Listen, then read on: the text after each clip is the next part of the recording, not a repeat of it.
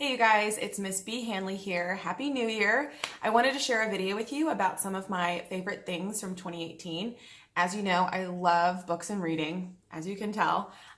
Main reason why I became an English teacher is because of how much I love books. But I also love stories from movies and TV and video games as well. And I just wanted to share some of the things that I loved this year that I got to read, watch, and play. So I read a lot of books this year. I read 52 books. And I wanted to pick out my top 5 from 2018 and share with you. Some of them are in the class library, some of them are not. Gonna have to find them. But I wanted to recommend some to you that I really loved. They're in no particular order, so the first up is Dumplin by Julie Murphy. I read this as an ebook, so I do not have a physical copy of it yet. My plan is to buy it for the class library. I absolutely loved it. This is my first book by Julie Murphy. I know about her, I know the author, and there was a movie that came out on Netflix that is about this book as well. They're very different.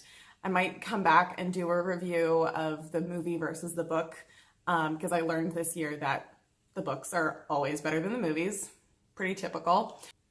Dumplin is about a girl named Willowdean Dixon who is self-proclaimed fat, and she is very confident in herself, but a lot of the people around her aren't as confident in her ability.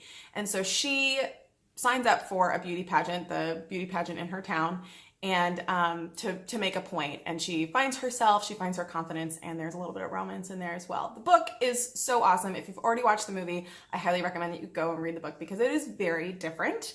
And there's a lot more that the characters do in the book than they do in the film. So my second book that I read is actually a series that I read this year. It's a graphic novel series called Clean Room by Gail Simone. I read these also as ebooks as well, but I like weird things, and this is a very weird graphic novel series. I really love the writer Gail Simone, and so I was really intrigued to read this. It's about aliens, demons, and cults, and that's all I'm gonna tell you because I feel like that's all you really need to go in knowing about this series. It's amazing, totally fascinating, totally weird, right up my alley. If you like weird things, you're really gonna like this. The next book that I read that I really loved this year was River of Teeth by Sarah Gailey. And this was actually the first book I read that had characters that went by they or them that weren't gender non-specific. So I really loved that. And it's a historical fiction set in the South of America, like in Louisiana, Mississippi area, but it's like 1800s. And instead of them riding horses, they're riding hippos. So it's an alternate historical reality book. It's amazing. I'm gonna tell you right now, it's so much fun to read.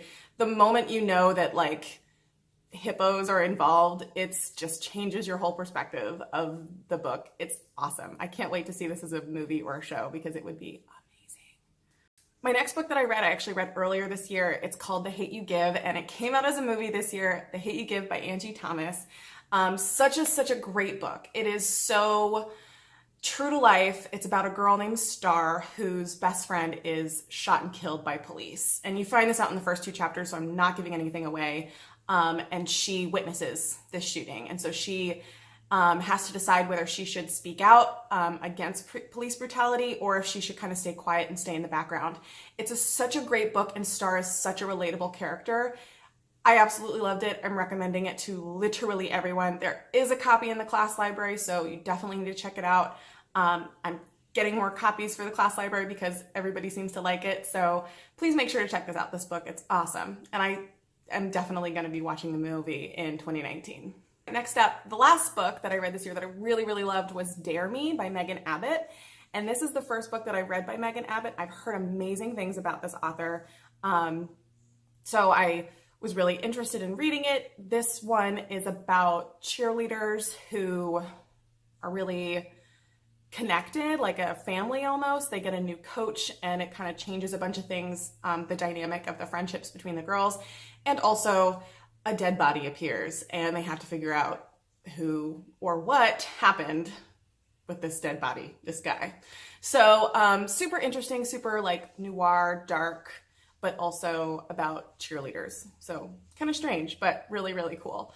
I'm definitely going to be reading more Megan Abbott this year because she wowed me with Dare Me. So I have 2 more books on my shelf that I have to go read by Megan Abbott. Okay, that's it for the books. Moving on to movies and television that I watched this year. Now I'm only gonna pick 3. I didn't watch a lot of movies this year. I did watch a lot of television, but I didn't watch a lot of movies this year. And I think that was because there weren't a lot of great movies that came out this year. First one that made it on the list was Avengers Infinity War. I'm a huge Avengers fan, Marvel fan, and Avengers Infinity War was a really amazing end to a really long series. It was sort of a bummer, like it really made me sad at the end for obvious reasons, but I still really liked all of the characters coming together and getting to interact and learning about Thanos and his background. So it definitely meets my top movies of the year. I also watched the show called Maniac on Netflix. It's a limited series, so it's only, I think, 10 episodes long, and I think that's all that they're making. Again, I like weird things, and this is a really weird television show.